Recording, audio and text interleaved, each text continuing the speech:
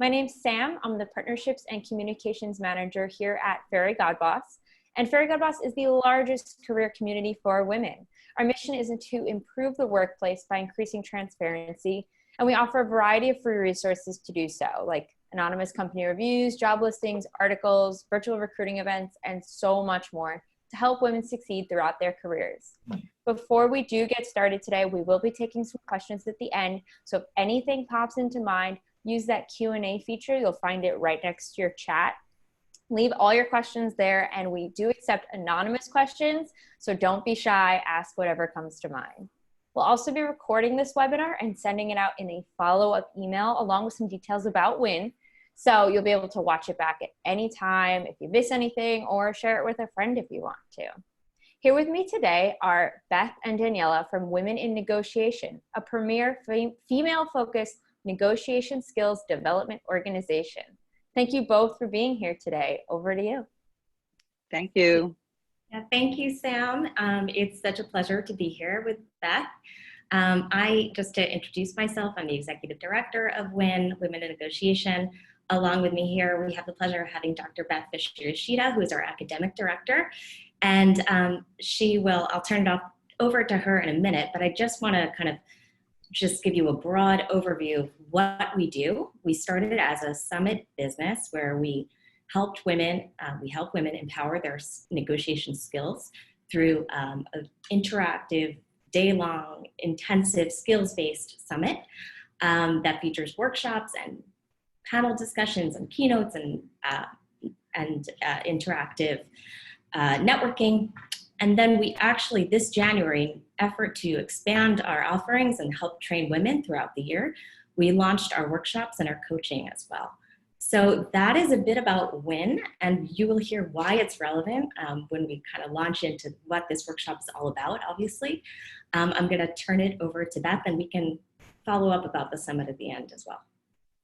Thanks, Daniela. So I guess good afternoon or good evening, good morning, depending on where you are.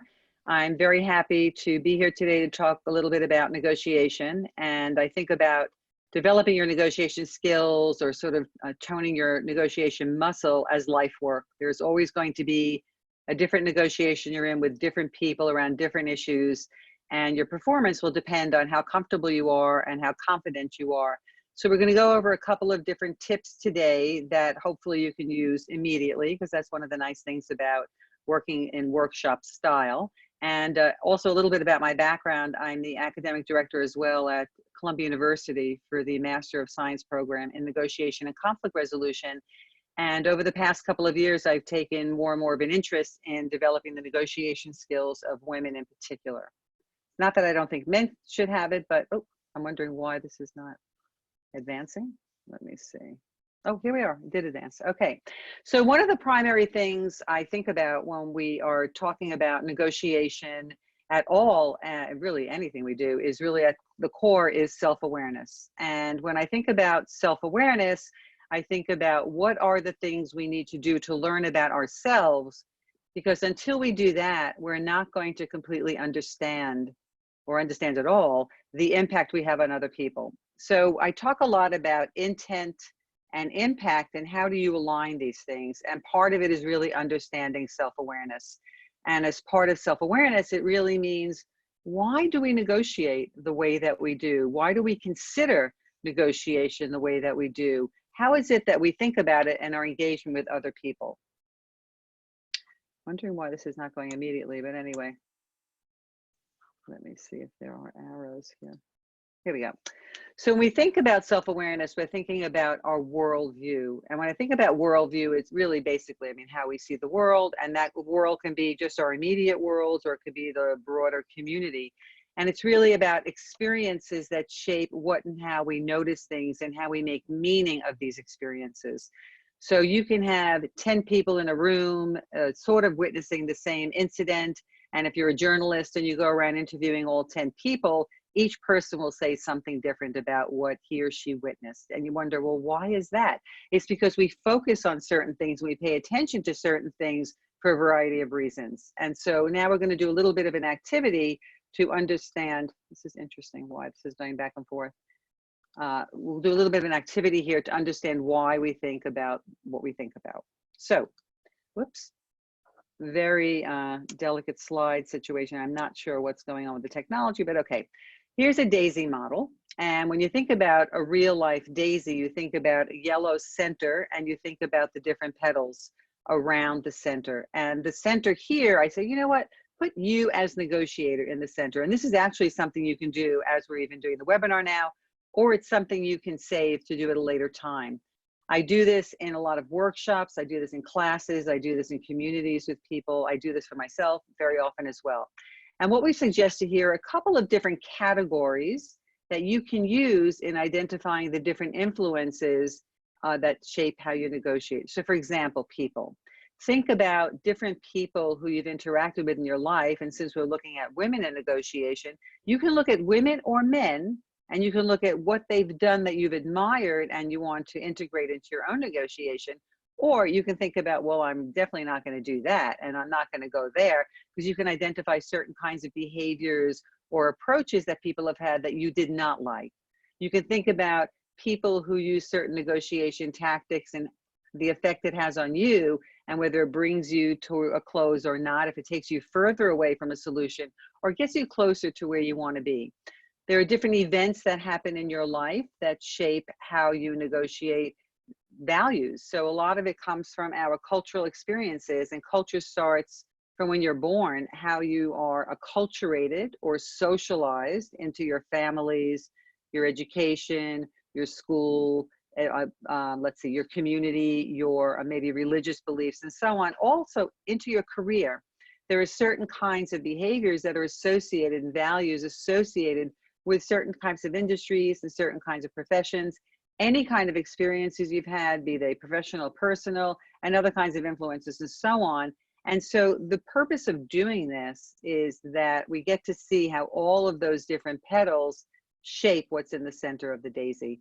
And if you think about real life daisies, you can also know that there's a layered effect of the petals, so that whatever is on top is the most prominent, has the strongest influence, and then what's underneath has less influence. And maybe in real life, maybe not, I'm not that much of a botanist, but the petals can move in your daisy, right? Which means that today something can be prominent and then tomorrow it may be less of an influence and so on.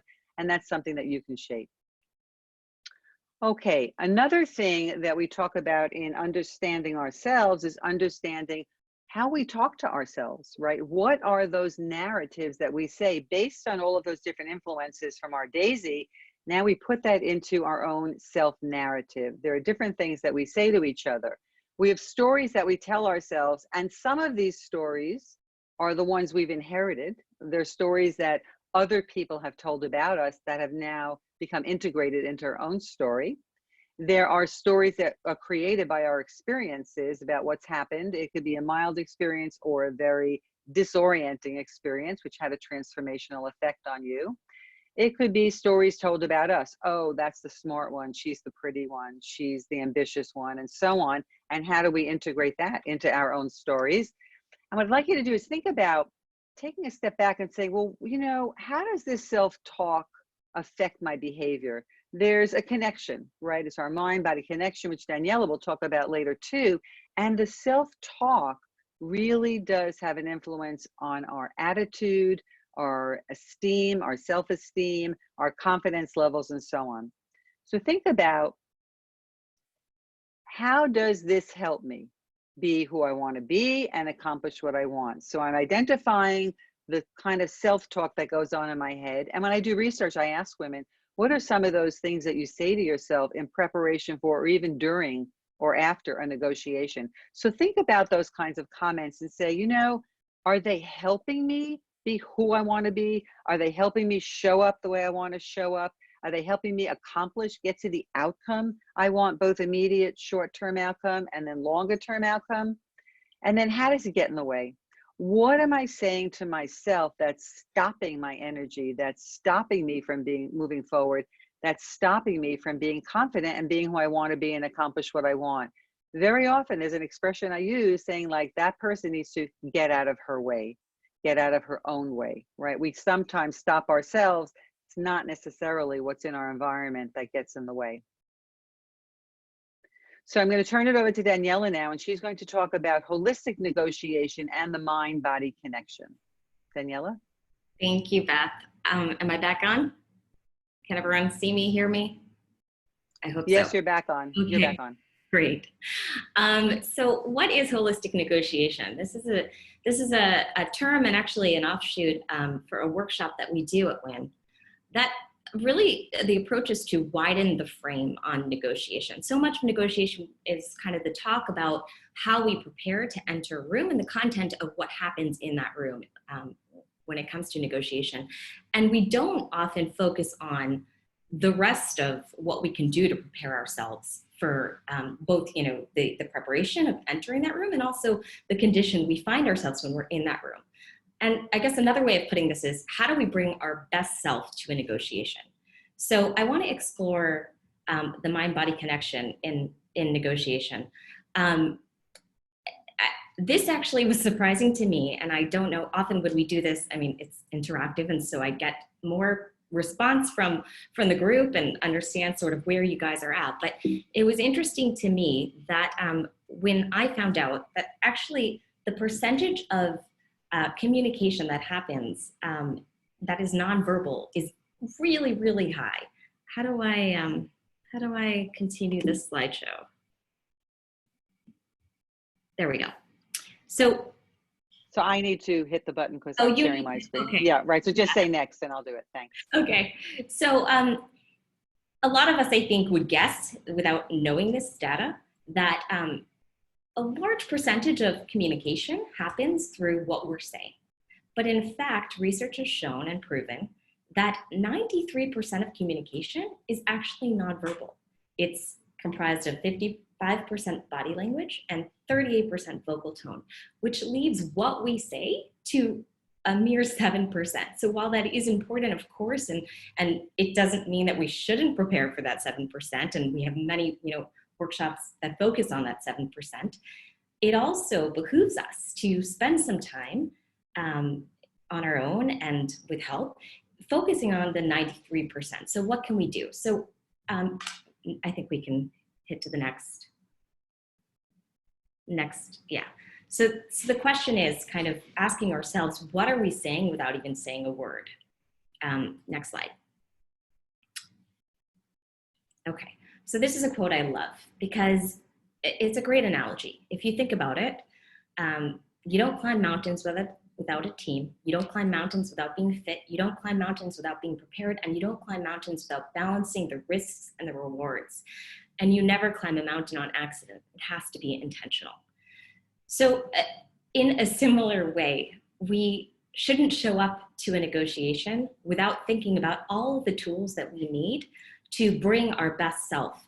Just like you would want to assess before hiking Mount Everest or any sort of mountain that you might climb. How can I bring my ideal self to that climb? How can I minimize my baggage on that climb? How can I make sure I have the best route to take on that climb? Similarly, you want to think about all those pieces that would prepare you to enter a negotiation, your best frame of mind, your best bodily presence, and your best vocal presence. So to that end, let's think about how we can think differently, feel differently, and do something differently around a negotiation, which really does that was sort of all kind of an introduction to the mind-body connection and body language and the importance of body language. Next. Okay, so this is a fun little exercise that, again, when we do a workshop, we do it obviously with you in the room, and everybody pairs up and is able to sort of, can we hit the next one so we see all the prompts at once? Great. To try some of this on, I would encourage you to actually do it just for yourself, to feel how something as simple as a 4-sentence word, I like your shirt, how that transforms when you change your posture. So, for instance, I'll illustrate. If I say it like this, I like your shirt, or I like your shirt, or I like your shirt. Every time I change my body language, I'm communicating something differently. And I think this is fairly intuitive, but it really is important to focus on, well, what are we saying with our body? So I don't know if you want to take a second, and I'll give you just a minute to try on a few of these for yourself.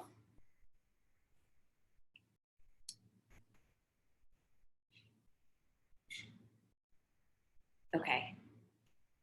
And if you want, I know you can communicate in the chat. If some of you guys want to text in, if you had any responses to this in terms of how different prompts helped you feel differently when saying something as benign as "I like your shirt," we can share that if I can see them. If not, we can move on.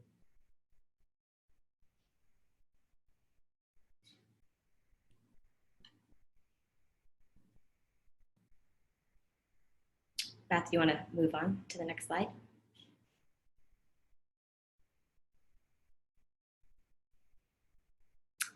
Okay. Wait, did we just go back to, I think we skipped a slide. Yeah, we skipped a slide. Okay, so intuitively, I hope that little mini exercise just sort of showed you something that you probably already know, but helps to bring to the forefront of your head, which is that when we move differently, when we hold ourselves differently, when we change our vocal tone or our facial expression, we feel differently and we communicate differently. So this leads us to an interesting study, which it has been somewhat controversial in the sense that they weren't able to replicate the findings, but at the same time, the experience of this study holds true. And so that's why it's important to talk about, which is Amy Cuddy's power poses.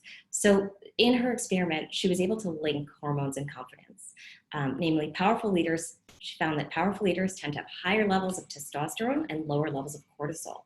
And higher levels of testosterone in both men and women lead to increased feelings of confidence. Meanwhile, lower levels of cortisol lead to decreased anxiety and an improved ability to deal with stress. So we know obviously that when we go into flight or fight mode, when we start, kind of clamping down and getting nervous and anxious, whether it be for, a performance review or any negotiation or any stressful situation, our cortisol levels increase. And oftentimes our body kicks into this, flight or fight mode and prevents us from being fully open and present. And so one of the things that she found, and we go to the next slide, is that simply by changing your posture and holding a specific posture for a few minutes, you were able to lower your cortisol levels and raise your testosterone levels, which helped people appear more confident and actually feel more confident to another party and to themselves. Next slide. So how many of you have heard of power poses? It's so hard not to have that feedback from you, but I assume some people have and some people haven't. If you think about it, okay, so this is a slide that illustrates kind of high power body language versus low power body language. High power it's self-explanatory, right? It's postures that you might engage in that make you feel more powerful. And low power body language are the ones that do the reverse. So I don't know if any of you have ever tried some of these. I think that what's interesting about it is how it makes you feel. And so many people have reported that it has actually affected their internal feeling of confidence, that there is worth in actually experiencing it and in trying it out. So this, again, if you're home and you're sitting or you're standing, whatever you do, I would challenge you to pick one of these posture poses that appeals to you most, power poses that appeals to you most, and try it on for size and see, after holding it for a minute or two, how it makes you feel. And this kind of is really important for women in general, because if you think about it, and this is probably something you've noticed already, but when you look around a boardroom, or when you look around the subway, or if you're in a crowded space and you see women and men together, look and kind of try and examine, how are women sitting versus how are men sitting, and how are we taking up space in the room versus how are men taking up space in the room. And so I think that this is a way to sort of just perhaps focus a little more on opening up and giving yourself more space, because men do. They generally don't have a problem with this. So, okay, next slide. Okay, so now we get to vocal tone. So this actually kind of dovetails really nicely with the body language, right, in terms of taking up space, because oftentimes as girls, right, we were told to suck in our stomachs. We were told, you know, nobody wants to see a flabby stomach. And so whether it's from dancing or just from kind of adolescence, I think we were given the message that, you know, you had to suck in, and oftentimes when you do that, you're not really breathing properly. And a combination of, I think, that messaging that we got as girls, as well as just the frenetic pace of life that we exist in a modern day, prevents us from breathing properly a lot of times. And so this directly affects our vocal tone. And when you take those kind of pre-existing issues and then you layer stress onto that, which obviously we feel when going into a negotiation that where the stakes are important to us, and your body can tend to go into flight or fight mode, you often start chest breathing, which is, I think, the standard condition that most of us fall into. So what happens? We get decreased volume with our statements. So meaning at the end of the sentence, perhaps you trail off. You don't have enough air available to finish your thoughts. You have vocal fatigue. You have tension in your vocal mechanisms, speech articulators, and torso. Your pitch could be wavering and uneven, and it can also create a low, breathy voice. Next slide.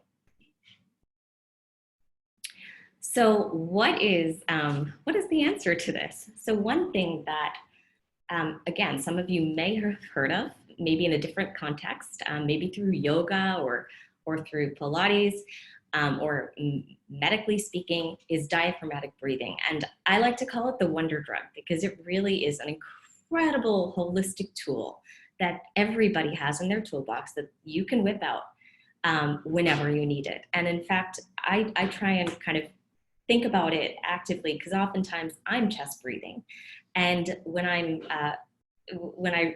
realize that I'm not breathing properly, I try and do some diaphragmatic breathing throughout the day in increments. So what is diaphragmatic breathing, and why is it called the wonder drug? So it has been proven to have all these incredible physical effects, from reducing inflammation to increasing muscular strength. It is the key to your core in the sense of fixing your posture. It helps improve vocal tone. It decreases cortisol levels. It improves your blood pressure. It improves your digestion, and it enhances your stamina. Next slide. So how do you do it? So I would like everybody at home, whether you're sitting or standing or lying down, it works either way, to practice this. And some people might have heard of belly breathing. It's similar. If you put your right hand on your belly and your left hand on your chest, and you inhale through your nose, try and count 4 counts, and try and draw the breath down. Oftentimes it stops in the chest. Bring the breath all the way down into your belly so that you feel your right hand rising along with your left. And then exhale 4 counts. You can exhale through your mouth or through your nose, whichever is more comfortable. And the more you do this, the more you will feel your diaphragm contracting and relaxing, your belly contracting and relaxing, and the ratio of the breath that moves from your chest down into your diaphragm and your belly will increase. And so you will find yourself, instead of really kind of the chest moving 90% and the belly moving 10%, you find that those numbers flip. And so more and more air is getting pushed through your entire system, which is when those amazing physiological benefits kick on. And so, yeah, so I would try and make this a daily practice if you can. It really is extraordinary. Next slide. Oh, okay, so this, I'm actually gonna turn it back to Beth. We spoke obviously a lot about self-awareness and how to shape your approach and negotiation, what you're communicating internally, linking that to nonverbal communication, mind-body connection, and now we're going to talk about creating and claiming value. Thank you. So you're preparing yourself to understand who you are and what you're bringing to the table when you negotiate, and you're adjusting your breathing, your physical stance, your tone of voice, and so on. And now it's the behavior about the actual negotiation and what are you actually saying in the negotiation now that you've done all of that preparation beforehand. And there are two ways, this is one framework of how to think about a negotiation. And the two ways of thinking about it are creating and claiming. And there have been studies shown that when men have certain tendencies for claiming value and women are stronger on creating value. And there's a little bit of a difference here. So in creating value, it's more of a cooperative process because the creating value is not only for me, but it's for us. It's for both of us. So I can get some value and you can get some value. And you're really aiming for the full potential of the relationship. So again, I say some of this with caution because it's a little bit of a stereotype. It's not that only women are relationship oriented. Of course, there are some men who are oriented towards relationship development as well.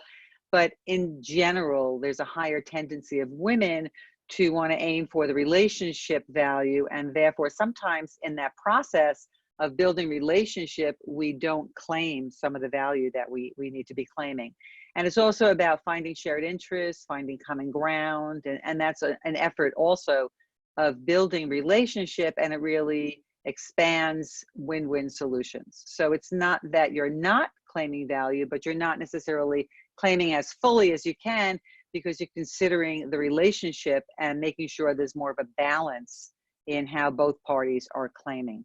Whereas on the claiming value side, it's a little bit more of a competitive process because you're not as concerned about the other party. You're more concerned about me, and what am I getting out of this particular negotiation?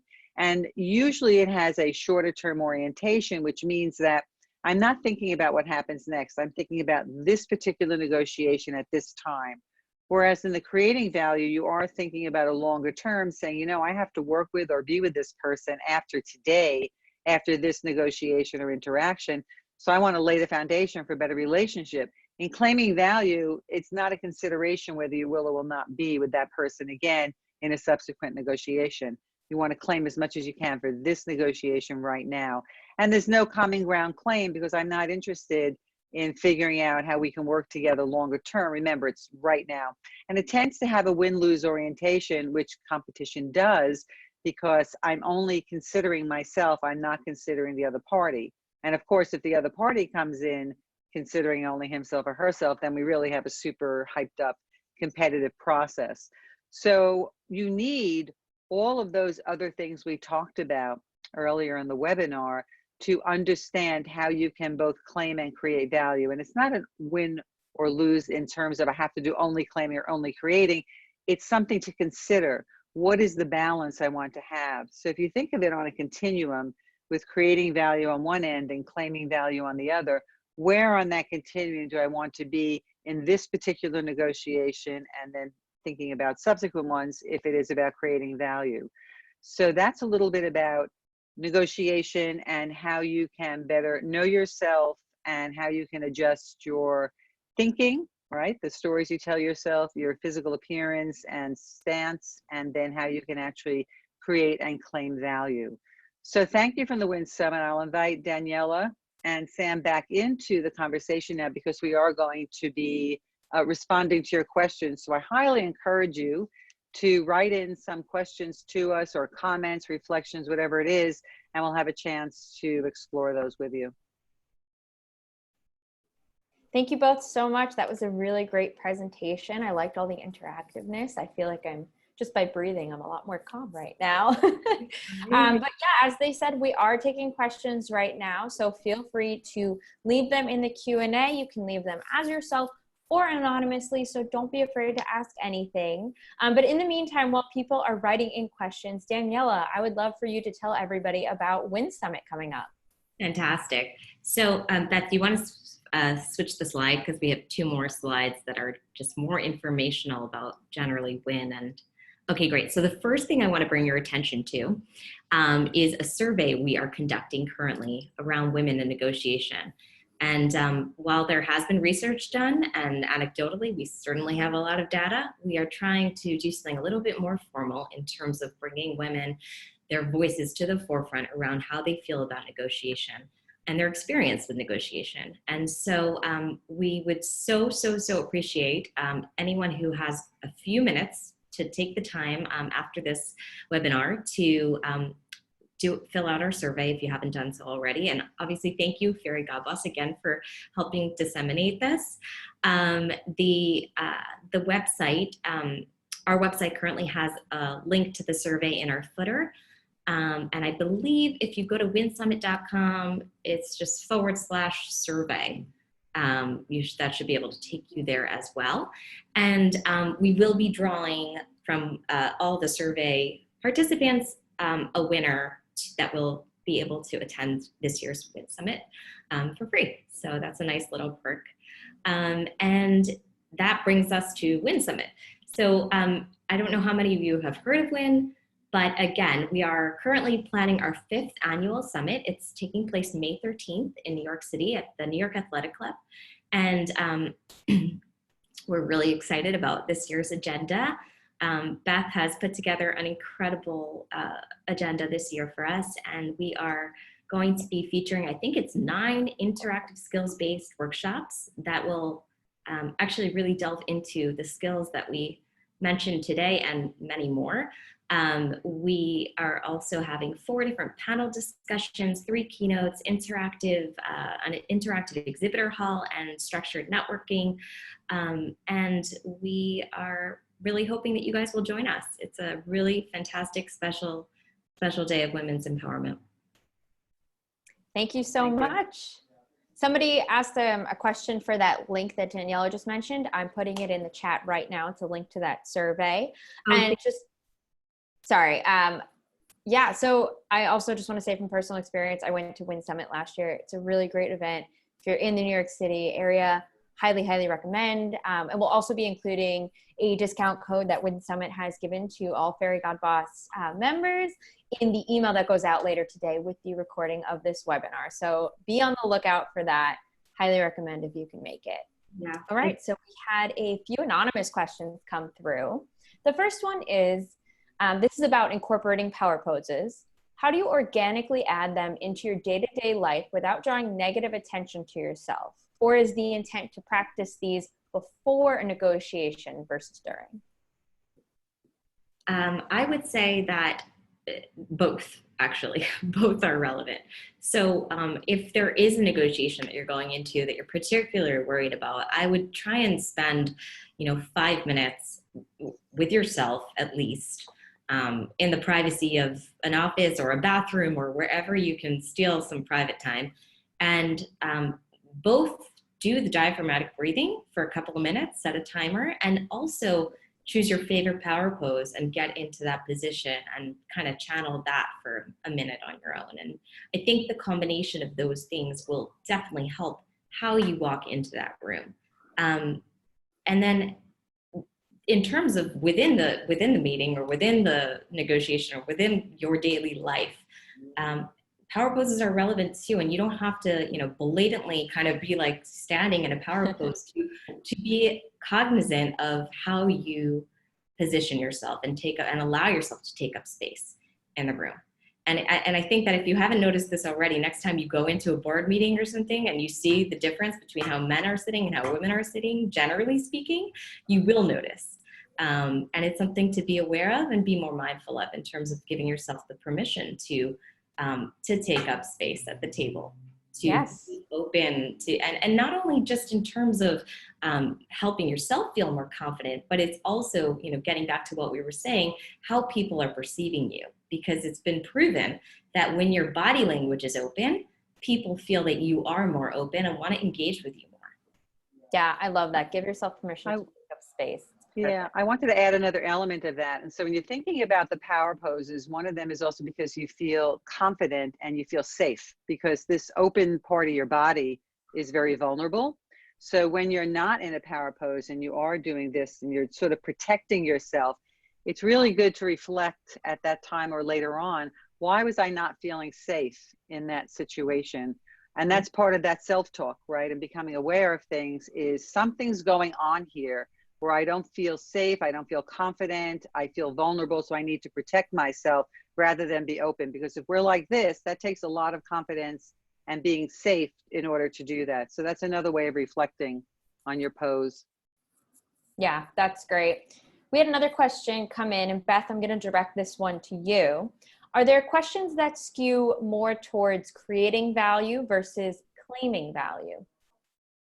Yeah, good. So I think that in the creating value, it's more of building relationship, more of a shared orientation, more of a win-win orientation. So there tends to be more opening questions. So there tends to be getting information, but in a very receptive, inviting way, rather than claiming, where it's more assertive and you're making statements that are more assertive and determined and decisive than in the creating. So there's just a whole tone, and it's the ask versus tell. So it's the asking and inquiring and sharing in the creating, and the asserting and the sort of telling in the claiming.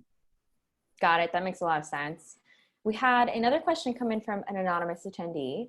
I'm about to negotiate a new employment agreement, and I'm wondering about ways to advocate for myself calmly as I get very nervous. I think this is something that a lot of us can relate to. I would say, first of all, that before you even go there, you should tap into whatever kind of calming exercise you have for yourself. And being in the moment in that negotiation is not the time to start a meditation process or practice. So you want to really think about, what is it? So for example, some people do change or become more conscious of their breathing, because when we are anxious, we tend to have shorter, faster breaths. So how do you slow down your breathing and lower the center of your breathing? And a second thing is to some people think about visual imagery and what is it that's very calming to themselves. And I would say that probably what you want to do in preparation is to slow down the pace, because inevitably we speed up the pace, even not noticing we're doing it, and then we're finished and we want to just get out because we're so uncomfortable. We want to just get out of there quickly. We end up agreeing to something we don't want to agree. So I would say, even if it feels painfully slow down the process to give yourself a chance to think through what it is you want. And so you don't commit to something you'll regret later on. Great. This is an interesting question that just came in from Diane, actually. How do you negotiate when your company uses PAs or personal assessments? She says that they leave no room for negotiation. So I guess the question is, do you think there's always room for negotiation? Yeah. Some things are non-negotiable, right? So you have to ask yourself, why is it that I'm assuming that this is non-negotiable? Why am I assuming there's not a negotiation here?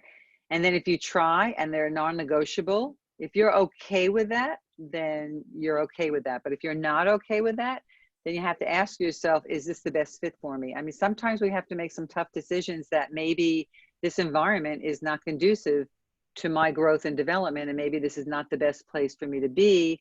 Or maybe, you know what, okay, I'm willing not to negotiate whatever this is, but I'm willing to be here for a certain amount of time because I want the experience and I'm gaining certain knowledge. So there have to be benefits to you in that situation that you're willing to not negotiate. But that's a conversation you have to have with yourself at that time. The other thing that I think we encourage women to do is keep a very detailed log of your own achievements and accomplishments and performance, so that it's not all of the data and the power is in your supervisor, your employer's hands. So when you arm yourself with your own record of, actually, this is what I've done, and this is, then you do have a counterpoint, and you do have something that you can point to that says, well, this is my performance analysis, or, yes, I see that, but here's also all of this stuff that, I can bring, that I have brought. And so I think it helps kind of shift that balance. Yeah, that's a really great point. Write everything down that you're doing. So you can reference it back. You can always provide kind of a counterpoint and prove what you've done. Another great question actually that came in, I like this one. In addition to going into a negotiation in the right mindset and finding the perfect balance between creating and claiming value, are there some specific things that we should absolutely do or say or things we should absolutely avoid doing or saying that you've identified over the years in your experience or research? That's a really broad question. I know, it's pretty big. Yeah, I'm just thinking of like, what's the context, So just a general guideline I would say is you always want to leave open the possibility of something else happening or something else taking place. You don't want to close the conversation too soon. So you want to be there and sort of be agile and reflective and reflexive in the moment. I always equate it to like when you watch tennis players and how they stand near the line and there's always this back and forth kind of movement because they're not sure where the ball is going to go. And they don't know, do I stay back? Do I run forward? Where am I going to be? So there's a lot of agility there. So you want to prepare as much as possible. And so you want to be agile in the moment. And one thing I recommend in preparation is to think about a couple of different possible scenarios. Well, if they say A, this is how I'll go. If they say B, this is how I'll go, and C, and so on. Because in the moment, you might like, be like a deer in the headlights and freeze, and then you get all anxious and can't think straight. But if you have a couple of scenarios planned, at least you have some possibilities, you've anticipated some potential directions, and you also give yourself time. So it's always good, in addition to that, to have a stock question that you keep at your ready. So like, well, maybe you can tell me a little bit more about that so I can understand that more deeply, or I'm not sure I got that. And that throws the ball back in their court, so to speak. They tell a little more information and you buying yourself some time to calm down and regroup and recompose yourself for the next step. That's a really great piece of advice. Actually, I've never heard that before, coming up with that kind of question so that you're just giving yourself that time to regroup. I like that a lot. And just coming off of that, another great question came in. What's a great way to get out of a negotiation gracefully, maintaining a relationship and saving face when it's clear that you are not going to win? I mean, one thing I would add to kind of the last question, and I think it applies to this one as well, is listen. And so much of the time we go in with our kind of our own needs and our own wants, and we're like, okay, we're going to say this and this and this, and it's sort of a script running in our head, and we're not present in that conversation that we're having because we're so focused on getting our own agenda out. And I think that in terms of preserving relationships, in terms of even just creating an environment where the person you're negotiating with wants to be negotiating with you and is more open to what you have in mind or what you are asking for, actually listening to what they're saying and repeating that back and validating that, showing them actively that you're listening, I think is a very powerful tool that most people do not use enough in terms of your standing in that conversation.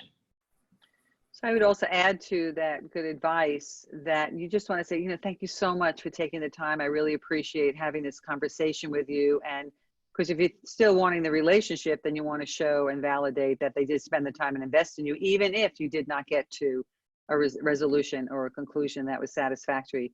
You're still thanking them for the participation and engagement, because negotiations do take a lot of time. They take a lot of energy, and they take an interest in wanting to be there, because if people don't want to be there and don't want to give you any time, then they're not going to be there. So the fact that they did is also something that I think is worth acknowledging. Yeah. And just hitting on some points that you both made earlier, I mean, shifting your mindset into not thinking about it as a win-lose situation should be more of a win-win for both parties. So just shifting that mindset and that language initially might help you kind of get into the conversation. And if things aren't maybe going 100% the way you'd like them, your plan A, still remembering, okay, well, there's plan B and C. And in the end, Right. just trying to Right. make a situation that everybody is happy with. Great. Good. Well, it looks like we've gotten through everybody's questions. I want to thank you both so much again for hosting a great webinar and session today. I think we all learned a lot. Thank you for inviting us. Yeah, of course. And thank you everybody for joining us. We will be sending out a recording of this later today. So be sure to look out for it.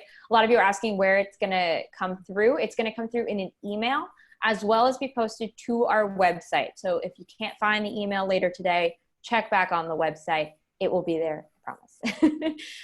In the meantime, we will talk soon, and I hope everybody has a great rest of your day. Thanks for joining. Bye.